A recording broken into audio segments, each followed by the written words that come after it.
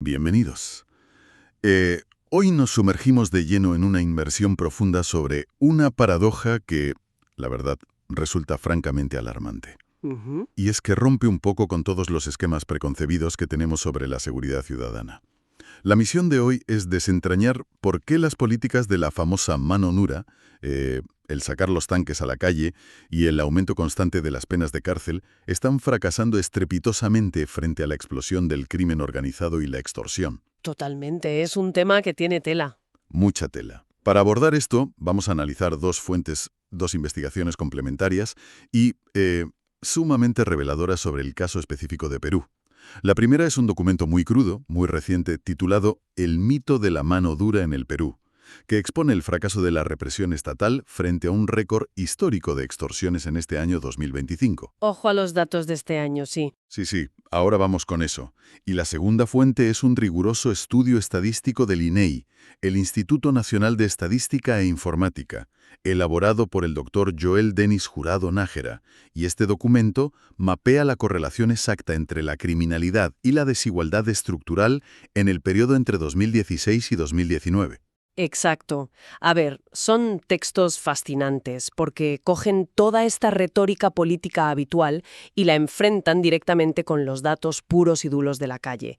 Pero antes de meternos en harina, creo que es fundamental hacer una breve pausa aclaratoria para quienes nos escuchan. Claro, adelante. Los textos que vamos a tratar hoy contienen análisis de políticas estatales y profundos impactos sociopolíticos. Nuestro objetivo aquí no es tomar partido por ninguna ideología. Ni de izquierdas ni de derechas. Eso es, ni tampoco validar políticas concretas de ningún gobierno. Simplemente vamos a exponer de la forma más rigurosa e imparcial posible los datos y las conclusiones que arrojan estas investigaciones originales. Se trata, digamos, de entender el mecanismo detrás del problema, sin ningún tinte político. Tal cual. Vamos a dejar que los datos hablen por sí solos, porque, madre mía, menudos datos tenemos. Para empezar, pongamos sobre la mesa la cifra impactante de este año 2025. Fíjate en esto. En Perú se han registrado más de 18.300 denuncias por extorsión. ¿Una auténtica barbaridad? 18.300. Y no se trata de la clásica llamada telefónica amenazante de hace una década. Hablamos de extorsiones marcadas por el uso constante de explosivos, de dejar granadas en las puertas de los negocios y un nivel de crueldad tremendo por parte de las mafias. Y lo peor es que, a pesar de los constantes estados de emergencia y los toques de queda, el problema solo empeora. Vale, vamos a desgranar esto, porque el primer gran mito que se nos cae al leer estos datos es la identidad de las víctimas. A ver, si uno piensa en una mafia sofisticada, se imagina que van por las grandes élites económicas, ¿no? O las empresas multinacionales. Ya es lo lógico donde está el gran capital. Pero la realidad que muestran los documentos es totalmente opuesta. El crimen organizado no está golpeando a los más ricos. Las principales víctimas pertenecen a los sectores socioeconómicos C y D. Es decir, ¿a la clase trabajadora? Efectivamente, a las clases trabajadoras, a los conductores de autobuses, los dueños de pequeños comercios de barrio, la gente que vive al día. Y fíjate, es una distinción absolutamente crucial para entender el fenómeno. Y esto nos lleva a cómo ha evolucionado el delito en sí mismo. Porque ya no hablamos de delincuencia común o del ladrón de poca monta, estamos ante una verdadera corporativización del crimen. Para ilustrarlo, la investigación menciona el caso de la banda Los Pulpos. Esta organización es el ejemplo perfecto de cómo una mafia local se sofistica hasta operar prácticamente como una empresa transnacional. Con todos sus departamentos y logística, ¿no? Exactamente. Han diversificado enormemente sus fuentes logísticas. Por ejemplo, los textos detallan cómo se nutren del contrabando a gran escala y del desvío sistemático de nitrato de amonio. Que es lo que usan para los explosivos. Eso es. Un material que consiguen infiltrándose en las cadenas de suministro de la minería y con eso fabrican los explosivos artesanales que usan en sus atentados. O sea, tienen divisiones de logística, jerarquías clarísimas y unas estrategias de terror calculadas al milímetro. En la práctica funcionan con la misma eficiencia implacable que una gran corporación, pero operando en el mercado negro. Claro.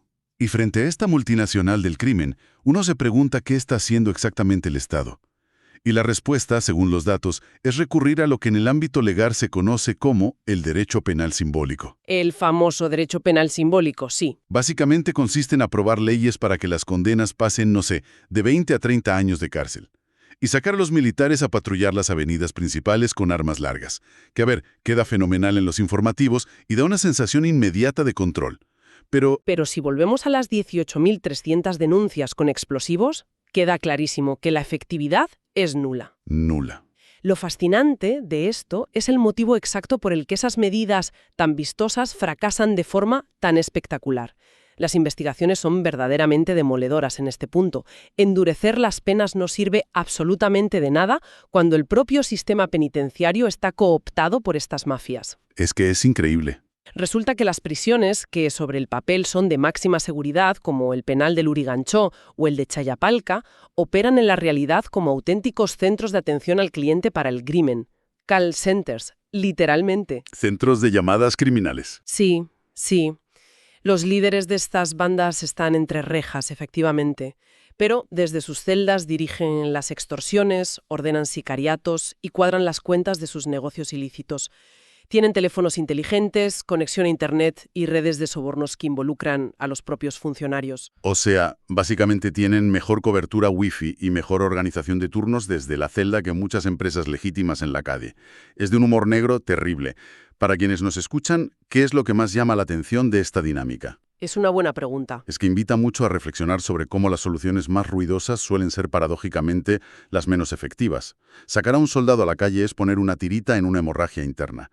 No toca la logística ni las finanzas del grupo criminal. Totalmente de acuerdo. Pero, claro, si el ejército y las leyes más duras no son la respuesta real, hay que buscar la raíz invisible de todo esto. ¿Qué es lo que empuja a la sociedad a alimentar a estas mafias en primer lugar? Y ahí es donde el estudio del INEI nos da una bofetada de realidad abrumadora con un solo porcentaje. Un 78,1% de informalidad laboral en Perú. Una barbaridad. Estamos diciendo que casi 8 de cada 10 trabajadores están completamente fuera del amparo legal del Estado. No tienen contratos, ni seguridad social, ni protección de ningún tipo. Nada de nada. Y para entender cómo esta informalidad masiva es el verdadero motor del crimen, el estudio del doctor Jurado Nájera hace una distinción teórica brillante, que cambia por completo el enfoque del problema. Diferencia claramente entre la desigualdad vertical y la desigualdad horizontal. Vale, profundicemos en esto porque es clave. Normalmente, cuando se habla de desigualdad en las noticias o en los debates, se hace referencia a la desigualdad vertical, es decir, las diferencias de ingresos o de nivel educativo entre individuos. Por ejemplo, si alguien tiene un máster y otro no, o si uno gana el triple que otro por su mérito laboral. Esa es la que suele medir el índice Gini o el índice de desarrollo humano. Espera, para no perdernos.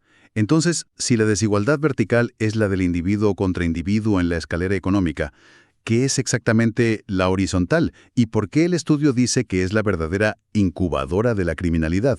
Muy buena puntualización. La desigualdad horizontal no se fija en los individuos aislados, sino en colectivos enteros. Se refiere a la discriminación estructural, histórica y permanente que sufre un grupo completo de la población por motivos étnico-raciales, geográficos o culturales. Ya entiendo. Es una marginación sistemática que levanta un muro invisible. No importa lo mucho que te esfuerces a nivel individual. Si perteneces a ese grupo excluido o vives en una región marginada, el sistema está diseñado para que no puedas acceder a la movilidad social. Y los números que aterrizan esta teoría en el documento son aplastantes. Por un lado, Perú tiene una productividad laboral promedio bajísima, unos $20,000 anuales por trabajador, cuando en países desarrollados la cifra supera los $100,000.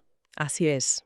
A eso se le suma un índice Gini, que como decías mide la concentración de riqueza por encima del 40%, lo cual es altísimo. Pero el dato que refleja perfectamente ese muro invisible que comentas es la parálisis absoluta de la clase media. El estudio señala que el nivel socioeconómico C apenas creció un 2% entre los años 2007 y 2019. Fíjate, un 2% en 12 años. Fueron 12 años de supuesto boom económico a nivel macro, de titulares celebrando el crecimiento del Producto Interior Bruto. Y sin embargo, el sector social que debería ser el motor del ascenso económico se quedó totalmente congelado. Y si conectamos esto con el panorama general, la imagen completa empieza a cobrar un sentido bastante trágico. El texto explica un fenómeno económico conocido como la enfermedad holandesa, que es fundamental aquí. Se llama así porque se observó en los Países Bajos en los años 60 tras descubrir yacimientos de gas. y ocurre cuando un país depende en exceso de la exportación de materias primas. En el caso peruano, la minería. Claro, el cobre, el oro. Exacto. Al exportar tantos minerales, entran enormes cantidades de divisas extranjeras al país, lo que aprecia la moneda local frente al dólar. ¿La consecuencia de esto? Pues que fabricar cualquier cosa dentro del país se vuelve carísimo y poco competitivo. Esto destruye la manufactura local, la industria nacional se hunde y millones de personas se ven empujadas a la calle, a la venta ambulante o a la informalidad pura y dura. Es como si el propio éxito de una industria concreta del país asfixiara a todas las demás. Tal cual. Y ahí es donde entra el factor étnico-racial que agrava todo esto. Esa barrera de la desigualdad horizontal de la que hablábamos antes afecta de forma totalmente desproporcionada a la población mestiza y amerindia, que irónicamente conforma la inmensa mayoría del país. ¿Y qué es la que se queda fuera del sistema formal? Históricamente se les ha marginado de la modernización tecnológica, del acceso a la propiedad jurídica de sus tierras y, sobre todo, del crédito formal. Piénsalo, si eres un trabajador informal, sin propiedades registradas, ningún banco te va a dar un préstamo para abrir un negocio legal. Es imposible. Al cerrarse todas las puertas legales de progreso, la economía ilegal, y por extensión el crimen organizado, se convierten de facto en la única vía rápida de movilidad social y de supervivencia. Es decir, la desigualdad no es solo cobrar menos a fin de mes. Es estar completamente excluido de las reglas del juego. Eso crea el ecosistema perfecto para que las mafias recluten a miles de personas. Y hablando de ecosistemas, el estudio del INEI no se queda en la superficie, sino que divide todo el mapa del delito en 3 grandes ejes que estructuran este caos. Sí, esta categorización es muy reveladora. Primero, señala los delitos contra la seguridad ciudadana, que es lo que más alarma genera en el día a día, como los homicidios o las lesiones. Segundo, los delitos contra el clima favorable a la inversión, donde entran los robos, la corrupción institucional y el lavado de activos. Y tercero, los delitos contra el orden social, cuyo rey indiscutible, según el informe, es el narcotráfico. Y es precisamente al cruzar estadísticamente estas 3 categorías cuando el estudio desmonta uno de los mitos más arraigados que existen sobre la seguridad. En el imaginario colectivo, y sobre todo en los discursos políticos más facilones, siempre se asocia directamente la pobreza extrema con los crímenes más violentos. Se asume como una regla matemática infalible, que a mayor miseria, más asesinatos. Vale, aquí es donde se pone realmente interesante, porque resulta que según los datos del INEI, eso es mentira. Completamente falso. El hallazgo estadístico del informe es totalmente contraintuitivo. Los datos demuestran, empíricamente, que las tasas de homicidios son significativamente más altas en los departamentos con menor pobreza extrema. Espera un momento. O sea, ¿me estás diciendo que estadísticamente hay más asesinatos en las zonas donde la gente tiene más recursos y menos pobreza extrema? Eso choca de frente con todo lo que se suele escuchar a diario. Choca, pero es la realidad de los datos. Estamos hablando de zonas costeras o regiones como Madre de Dios, el Callao o Tumbes. La explicación lógica que da el estudio es que en estos lugares, al haber menos pobreza extrema, hay un mayor flujo económico. Hay puertos marítimos, fronteras comerciales o minería intensiva. Donde hay dinero, vamos. Exacto. Donde hay más dinero circulando y más rutas estratégicas, hay más mafias peleando por el control territorial de esos negocios ilícitos. La alta tasa de homicidios en estas zonas más ricas no es por desesperación social de la población, es por el sicariato y la guerra corporativa entre las bandas. Es una guerra por el mercado. Sin embargo, la gran paradoja estadística del informe es que, si bien los muertos están en las zonas de mayor movimiento económico, cuando miras de dónde provienen la inmensa mayoría de las personas procesadas y encarceladas, resulta que vienen de las regiones con el menor PIB per cápita. Menuda locura de sistema. Es decir, las mafias operan y se matan en las zonas donde está el dinero, pero la carne de cañón, los que acaban llenando las prisiones, los reclutan en las zonas más pobres y desfavorecidas. Los grandes capos dirigen desde arriba o desde celdas VIP y los que caen son los eslabones más débiles de las regiones sin oportunidades. Es un engranaje perverso, francamente. Y para que todo este ecosistema funcione a tan gran escala, el estudio identifica lo que llama delitos motor. Delitos motor. Sí, son los delitos primarios que generan el capital suficiente para arrastrar y financiar a todos los demás. Los dos grandes motores indiscutibles en este contexto son el narcotráfico y la corrupción. El informe pone sobre la mesa un dato geopolítico que no se puede ignorar, y es que Perú, junto con Colombia y Bolivia, producen en la actualidad la práctica totalidad de la cocaína pura que se consume en el mundo entero. El volumen de dinero negro que genera esta producción masiva es astronómico, es incalculable. Ya. Pero claro, tú no puedes ir a comprar un edificio de oficinas o financiar una campaña política pagando con maletines llenos de billetes pequeños que huelen a droga. Ese dinero sucio necesita imperiosamente cruzar al lado limpio del sistema, ¿no? Así es. Y ahí es donde entra en juego el lavado de activos. El INE mide esto a través de las declaraciones de operaciones sospechosas en el sistema bancario. Y de nuevo, la estadística vuelve a sorprender. El mayor volumen de dinero lavado no ocurre en las zonas marginales, ocurre en las regiones con menor pobreza monetaria y con un altísimo grado de formalidad empresarial. Claro, necesitan la infraestructura formal.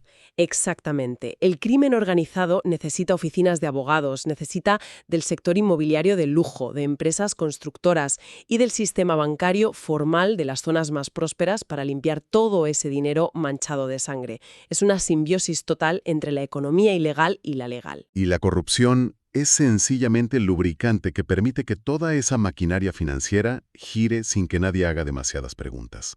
Se infiltra en los ministerios, en las adjudicaciones de obras públicas, drenando miles de millones que deberían ir a hospitales o a colegios. Entonces, ¿qué significa todo esto? Esa es la gran pregunta. Si hacemos balance con los textos, las leyes más duras no asustan a unas mafias que operan cómodamente desde la cárcel. El ejército en la calle no detiene el lavado de dinero en los despachos. Y sabemos que la desigualdad estructural es la verdadera fábrica de delincuentes. Ante este panorama tan abrumador, ¿qué herramientas le quedan al Estado? Porque parece que se está perdiendo la batalla por goleada. A ver, aunque parezca muy desesperanzador, la estadística de este mismo estudio también arroja luz sobre las soluciones que sí tienen un impacto real en la calle. El doctor Jurado Nájera demuestra, mediante correlaciones parciales, que hay un factor que rompe la ecuación del crimen. ¿Cuál es? Lo llama la capacidad de acción institucional del Estado. Y ojo, esto no se mide en discursos agresivos en el Parlamento ni en promesas electorales, se mide en recursos puramente tangibles. Hablamos del número real y efectivo de policías por cada 100.000 habitantes, del porcentaje de comisarías que cuentan con ordenadores y vehículos patrulla que realmente funcionen, y del presupuesto per cápita que se asigna de manera efectiva al Ministerio del Interior. Básicamente, que la policía tenga gasolina en el coche patrulla y balas en el cargador, no solo un uniforme bonito para la foto oficial. Exacto. Los datos prueban de manera irrefutable que en las regiones donde estos factores presupuestarios y logísticos aumentan, sí se diluye la relación causal entre la extrema pobreza y el delito. La intervención del Estado, cuando es real, es profesional y cuenta con la financiación adecuada, tiene un impacto directo e inmediato en la reducción de la criminalidad. Las palabras vacías no salvan vidas, los recursos sí. Pero claro, aquí nos damos de bruces contra el muro de la realidad contable. ¿Cómo financias coches de policía nuevos, sistemas de inteligencia artificial para rastrear el lavado de dinero y sueldos dignos para evitar sobornos si tienes un país donde casi el 80% de la gente trabaja en negro y no tributa? Esto plantea una pregunta importante y nos lleva a la contradicción final y más amarga de todo este análisis. Para tener esa capacidad institucional fuerte de la que hablamos, necesitas recaudar impuestos. Pero el Estado peruano, en términos de recaudaciones, es estructuralmente muy pequeño y anémico. Según los documentos, la recaudación fiscal ronda apenas el 20,5% de su PIB. Muy poco. Para ponerlo en perspectiva, en países europeos como Francia, la recaudación roza el 46% del PIB. Es menos de la mitad. Si tienes un mercado laboral informal al 78%, significa que la base de ciudadanos que paga impuestos directos es minúscula. Y a eso hay que sumarle la evasión fiscal de las grandes empresas, que siempre encuentran atajos legales, y el agujero negro de la corrupción, que se roba una buena parte de ese escaso 20% que sí se logra recaudar. Con esos números en la mano, resulta matemáticamente imposible desplegar una capacidad policial y tecnológica que pueda rivalizar con las mafias. Estamos hablando de grupos criminales que no pagan impuestos, que manejan presupuestos que crecen exponencialmente cada mes, que compran armas de última generación en el mercado negro y que pueden sobornar a quien quieran. El Estado está compitiendo en una inferioridad de condiciones abrumadora. Es intentar apagar un incendio forestal con cubos de agua. Es una pelea de un Estado escuálido contra un Goliat corporativo multimillonario y sin escrúpulos. Y creo que este punto es perfecto para ir resumiendo por qué sumergirse en estos datos estadísticos y sociológicos es absolutamente vital para quienes nos siguen. Desde luego. Entender toda esta red de factores complejos es lo único que nos previene de caer en el pánico ciego que a veces provocan los titulares de sucesos, o de aplaudir las falsas promesas de políticos que ofrecen arreglarlo todo con mano dura en 2 semanas. Prometer penas de 50 años de cárcel es inútil si las presiones son oficinas desde donde se sigue extorsionando. Totalmente. Sacar el ejército es inútil si no hay unidades de inteligencia financiera rastreando los bancos. Y sobre todo, no sirve de nada hablar de seguridad si no se aborda esa gigantesca informalidad laboral y esa desigualdad horizontal que deja a millones de personas sin más opción que la economía sumergida. Es la prueba matemática de que la política económica y la seguridad ciudadana no son 2 ministerios separados, son exactamente la misma cosa. No puedes tener un país seguro con una economía que excluya a la mayoría. Es una síntesis perfecta. La paz social es inalcanzable si se mantiene intacta una estructura socioeconómica que funciona como una fábrica incesante de marginación y desesperanza. Y para poner el punto final al análisis a fondo de hoy, queremos dejar una última idea resonando, un dato que se menciona casi de pasada en los documentos, pero que tiene unas implicaciones que dan auténtico vértigo si uno se para a pensarlo. Sí, este dato es tremendo. Se estima que el sector delincuencial en toda su vasta extensión, si sumamos el narcotráfico, la minería ilegal del oro, la tala indiscriminada de la Amazonía, el contrabando masivo y la industria de la extorsión, podría estar representando hasta una 1/4 parte del Producto Interior Bruto del país, el 25% de la economía nacional. Es un porcentaje monstruoso. Significa que el crimen organizado hace tiempo que dejó de ser un sector marginal o periférico. Tiene el tamaño de un pilar fundamental de la economía del país. Exacto. Lo cual nos deja con una reflexión final sumamente inquietante. Imaginemos por un momento que mañana por un milagro logístico o una intervención perfecta se lograra erradicar absolutamente todo el crimen organizado, todas las mafias desarticuladas y todo el flujo de dinero ilícito desapareciendo de golpe. La pregunta es, ¿colapsaría también la economía legal al día siguiente? Es una buena pregunta. Porque esa economía legal lleva décadas alimentándose secretamente de ese dinero sucio a través del consumo en centros comerciales, la construcción de edificios y el lavado masivo en el sistema financiero. Una paradoja aterradora para continuar dándole vueltas al tema por cuenta propia. Hasta la próxima. Un verdadero placer analizar todo esto. Un saludo. Un podcast producido por Pulso y Poder. Si les gustó el podcast, dale me gusta, comenta y suscríbete, es gratis.